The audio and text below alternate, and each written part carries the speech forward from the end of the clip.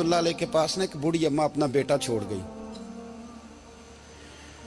تو حضرت صاحب نے کو 2 4 5 مہینے رکھا. تو بعد میں اس کی اماں کو بلا کے کہا کہ تو بیوہ ہے, بیٹا تیرا یتیم ہے, میں نہیں چاہتا کہ اس کا وقت ضائع ہو. یہ پڑھنے والا کوئی نہیں, سارے نہیں بھائی پڑھنے والے ہوتے. اب یہاں علماء بیٹھے ہیں, میں بے ادب بھی نہ ہو جاؤں. کچھ پورے 8 سال لگا کے بھی آ جاتے ہیں, سند بھی ان کے پاس ہوتی ہے. ناراض نہ ہو جانا, یہ تو سب اچھے لوگ ہیں. سند ہوتی ہے پر پتہ کوئی نہیں ہوتا. یہ اعلیٰ حضرت نے لکھی ہے بات. سند ہوتی ہے, پوری ڈگری ہوتی ہے, اس پہ کئی لوگوں کے سائن بھی ہوتے. تو بہت سارے طالب علم ایسے ہوتے ہیں جو مدارس میں کہتے ہیں میں فاضل فلاں ہوں, لیکن کوئی شے پاس. تو مولانا سردار احمد صاحب محدث اعظم پاکستان رحمۃ اللہ علیہ اس بوڑھی کو کہنے لگے تیرا بیٹا کون دینا ہے, پڑھنا پڑھانا اس نے کچھ بھی نہیں. تو یتیم بچہ ہے, کل کو تو کہے گی کہ میرے بیٹے نے وقت ضائع کیا تو واپس لے جا. بوڑھی اماں رونے لگ گئی, کہنے لگی میں پڑھانے تو نہیں لائی تھی, میں تو آپ کو رب کا ولی سمجھتی ہوں, میں تو نوکری کرانے لائی تھی. نوکری. حضرت انس بن مالک کہتے ہیں میری اماں بھی حضور کی بارگاہ میں دے گئی تھی. حضور کی بارگاہ میں یہ نہیں کہا تھا کہ یا رسول اللہ پڑھا دیں, ہاں میں ذمہ داری سے بات کر رہا ہوں. یہ نہیں کہا تھا حضور مجاہد بنا دیں. یہ تھوڑی کہا تھا کہ یا رسول اللہ صلی اللہ تعالی علیہ وسلم سے مفسر, محدث, محقق, مفتی بنا دیں. حضرت انس کی اماں کہہ گئی تھی سونیا جب تک یہ رہے گا نا آپ کی نوکری کرے گا, یہ گھر کے کام کاج کرے گا, ڈیوٹی کرے گا. حضور یہ آپ کی نوکری کرے گا. تو میرے محبوب نے پھر دعا کر دی, اللہ اسے برکت عطا فرما. تم سمجھتا ہے خدمت والا خالی رہ جاتا ہے؟ جتنا ذائقہ خدمت والے کو ملتا ہے, جو اس کے نصیب میں آتا ہے, وہ کسی کا نصیب کہاں بھائی.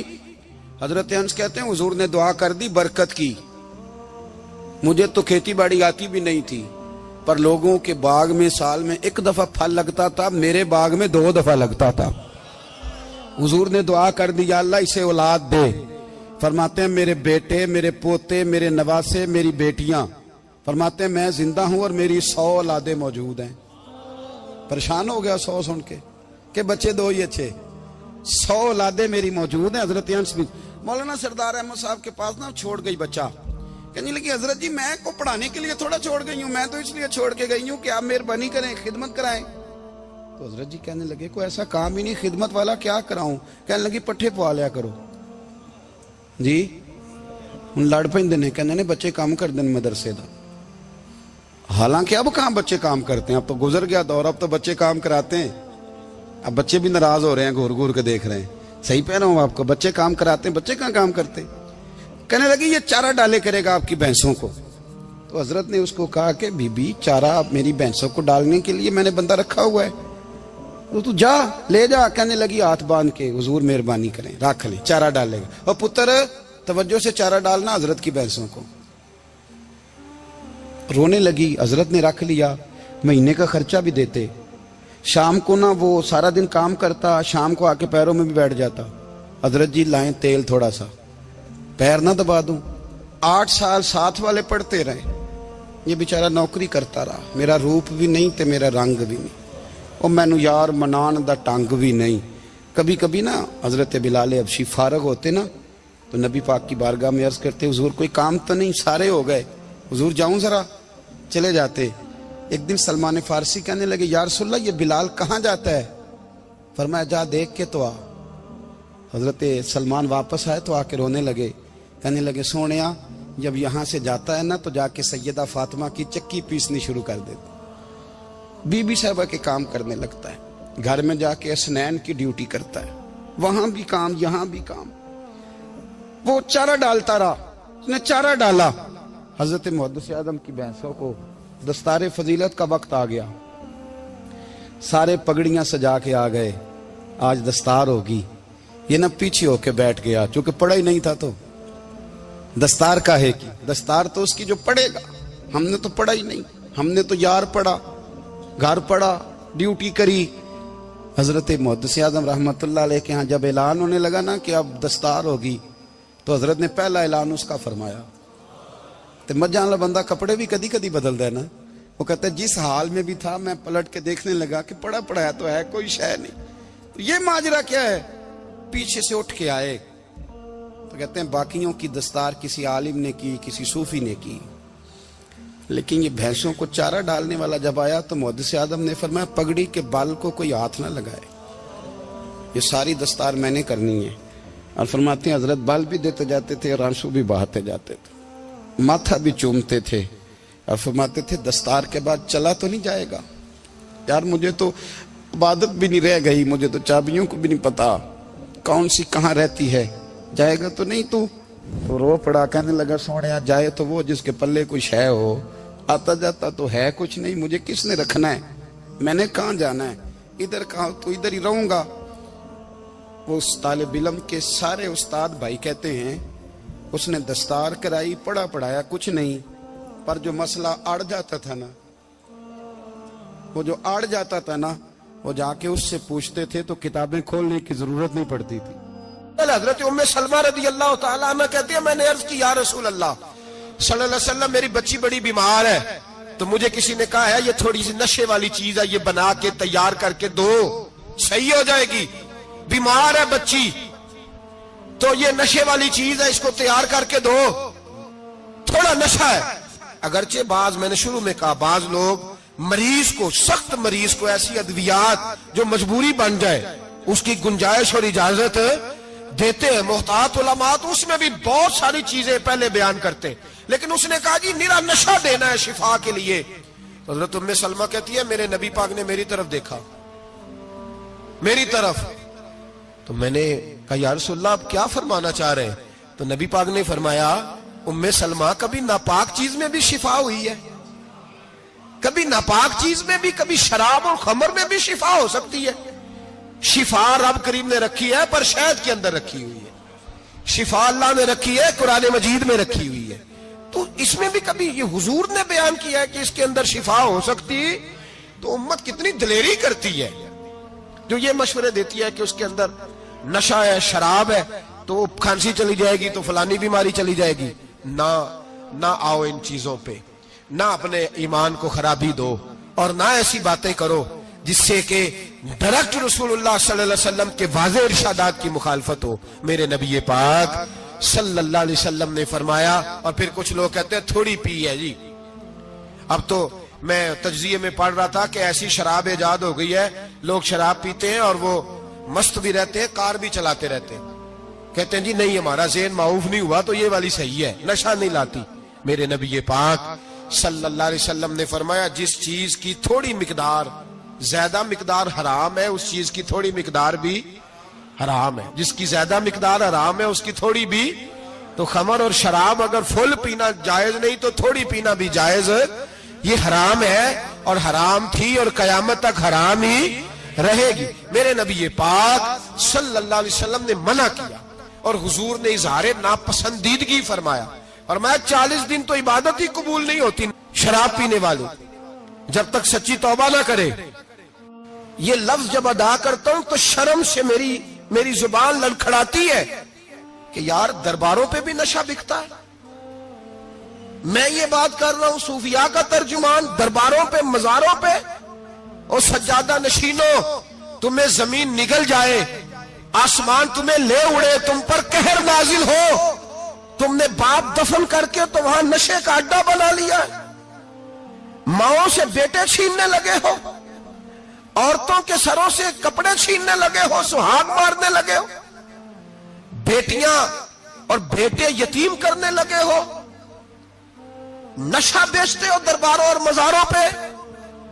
یہ تماشا لگ گیا. آپ کیسے کروں یہ بات, پر کرنی پڑ رہی ہے, مجبوری ہے, یہ مضمون مکمل نہیں ہو سکتا.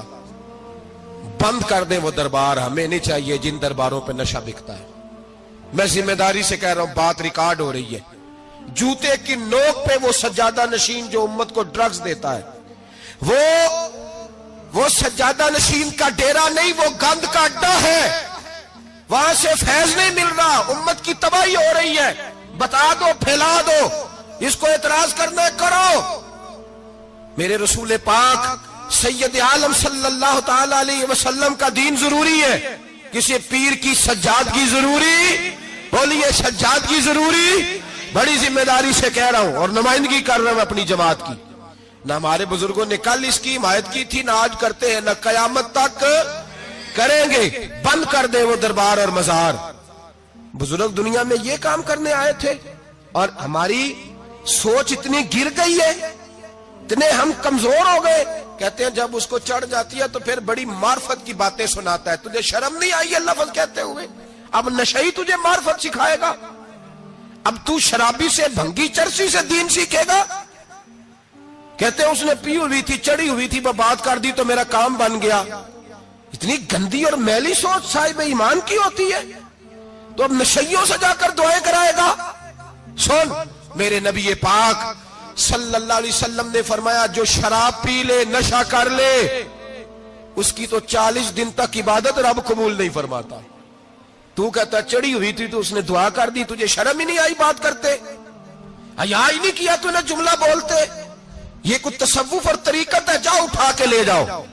ایسی کوئی تصوف اور طریقت ہمیں نہیں چاہیے، ہمیں وہ والی طریقت چاہیے جس میں خدا کے قرآن کی بات ہوتی ہے اور محمد مصطفیٰ کے فرمان کی بات ہوتی ہے صلی اللہ علیہ وسلم۔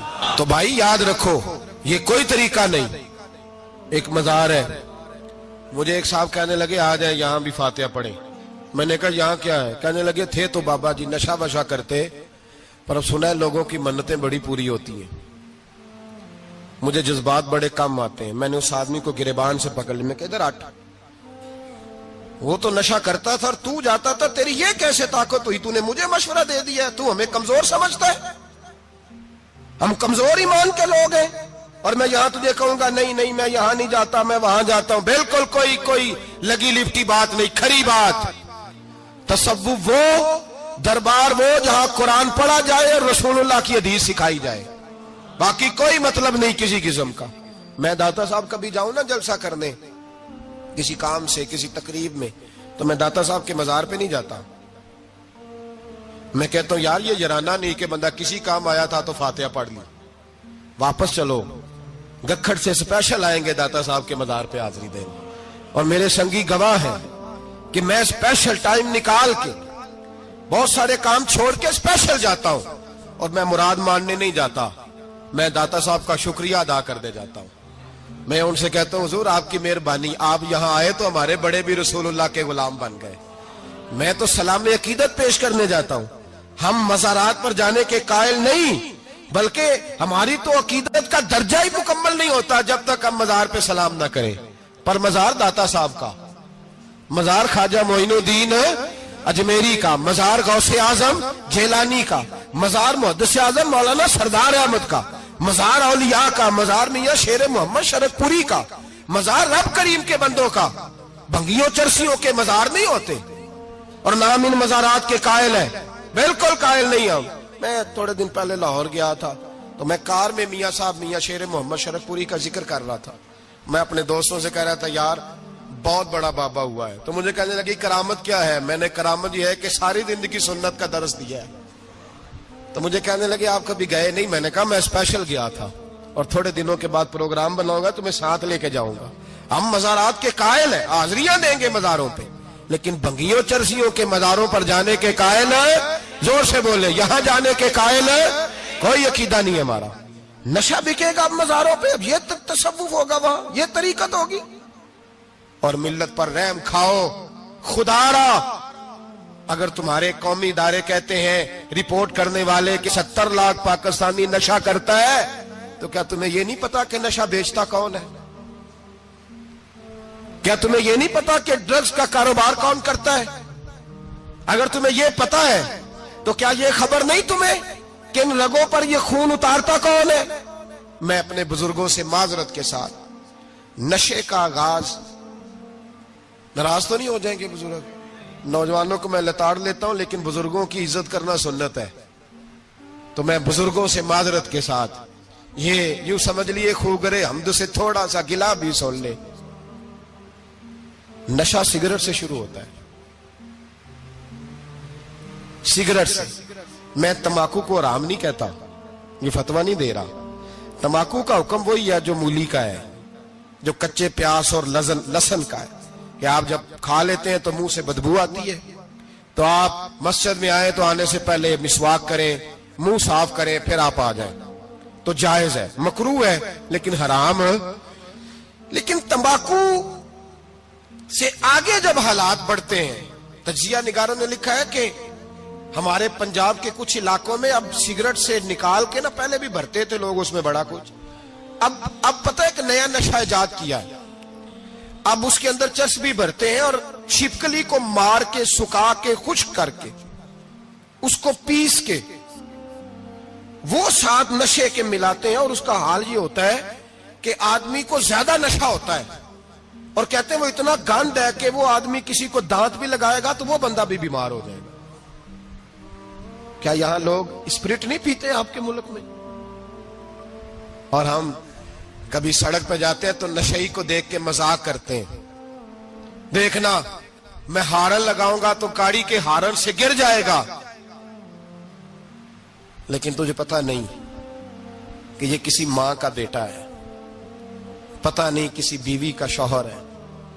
ایک ہمارے دوست ہیں، بزرگ ہیں، ان کا داماد فوت ہو گیا، نشہ کرتا تھا، تو میں تعزیت کرنے ان کے گھر پہنچا تو کھڑے ہو گئے ہاتھ باندھ کے، کہنے لگے حضرت صاحب باقی ساریاں گلاں چھڑ دیو، صرف نشے تے تقریر کریا کرو۔ وہ جب جیتا تھا تو تب بھی اس کے بچے یتیم ہی تھے، یتیم ہی تھے۔ میری بیٹی جب میرے گھر آتی تھی اور میں اپنے پوتوں کے اترے کپڑے اسے پہننے کو دیتا تھا تو میرا کلیجہ پھٹتا تھا، اور میری بیٹی اس کی زندگی میں بھی بیوہ کی زندگی گزار رہی تھی، وہ میری بہوؤں کے اترے ہوئے کپڑے پہنتی تھی۔ کوئی دعا کرو، کوئی جلسے کرو، یہ لت ختم ہو جائے۔ اور کہنے لگا اب میرے وہ چلا تو گیا ہے، دادا دادی اس کے پہلے کوئی نہیں، چچا ہے کوئی نہیں، جب تک تو میں زندہ ہوں ان نواسوں کو کوئی روٹی کا لقمہ، کوئی کپڑا مل جائے گا، لیکن سوچتا ہوں میں بوڑھا ہوں، مر گیا تو ان کو کوئی پوچھے گا بھی نہیں، کون ان کی خبر۔ اتنا ظلم اس قوم سے، اتنی زیادتی، اور آرام سے لکھ کر لوگ گزر گئے کہ یہ 70 لاکھ ہے، ان کا درد تو سمجھو، تکلیف تو سمجھو۔ 7 فٹ کا سونا جوان اور نشے کا عادی ہے تو کسی نالی میں پڑا ہوا ہے۔ اور میں نے کہا اس قوم کے ساتھ اس سے بڑا بھیانک مذاق کیا ہوگا؟ کوئی دانشور تھا بڑا ظالم، اس ظالم سے کوئی مشورہ لینے آیا، اس نے آ کے کہا تو بڑا ظالم ہے، بڑے کڑوے مشورے دیتا ہے، میرا ایک دشمن ہے، میں اس سے بدلہ لینا چاہتا ہوں، میرا دل کرتا ہے اس کا بچہ قتل کر دوں تاکہ وہ تڑپے۔ تو ظالم نے کہا اسے قتل نہ کر، وہ تو اس کا باپ 2-4 مہینے رو کے چپ کر جائے گا، پھر میں سخت سزا دینا چاہتا ہوں، مشورہ دے۔ تو اس نے کہا اس کے بچے کو نشے پہ لگا دے، جس کا بچہ نشہ کرے گا وہ باپ روز مرے گا، روز جیے گا، وہ ماں روز مرے جیے گی، نشے پہ لگا دے۔ اس قوم کے ساتھ سب سے بڑا ظلم یہ ہوا کہ ملت کا جوان نشے پہ لگ گیا، ڈرگز پہ لگ گیا، اتنے تباہ حالات ہوئے کہ جوان چڑھتی جوانیاں، اماں نے کتاب دے کے بھیجا تھا، اور کالج سے واپس آئے تو نشے کے ٹیکے ہاتھوں میں پکڑے ہوئے، ٹیکے۔ اور آپ کے اس ملک کے اسلام آباد میں ایک دن میڈیا نے وہ خبر بھی وائرل کی اور وہ چیز بھی دکھائی لوگوں کو، 3 مہینے کا بچہ لے کے نشئی سڑک پہ آ گیا، اس نے کہا میرا نشہ ختم ہو گیا، میرا بچہ خرید لو، 2 پڑیاں دے دو۔ تو وہاں بیبیاں جو سن رہی تھی وہ بھی چیخے مار کے رو رہی تھی۔ یہ ظلم کیا اس قوم کے ساتھ، اور کرپشن کی لعنت نے اجازت دی سپلائی کرنے والوں کو کہ گلی گلی بیچے، گلی گلی۔ انہوں نے کچھ تھوڑا ظلم نہیں کیا ان حکمرانوں نے، اور ہماری اپوزیشن اس کو نہ صرف اتنا پتا ہے کہ یہ جائیں اور ہم آئیں، اس سے زیادہ کوئی غرض نہیں۔ بھائی کرپشن کے خلاف نکلے ہو تم، نشے کے خلاف کس دن نکلو گے؟ جوئے کے خلاف کس دن؟ قوم تو مر رہی ہے نشے سے، اس کے خلاف میدان میں کب آؤ گے؟ صرف اتنا ہے کہ یہ جائیں اور ہماری باری آئے، اس سے زیادہ کچھ نہیں۔ جتنے مجرم وہ ہیں اتنے ہی تم بنتے جا رہے ہو۔ اور اگر آپ نے ابھی تک ہمارا چینل سبسکرائب نہیں کیا تو فوراً سبسکرائب کیجئے، ساتھ ہی بیل آئیکن پر کلک کریں تاکہ مزید آنے والی ویڈیو ہیں وہ آپ کو وقت پر ملتی رہیں۔ اللہ حافظ۔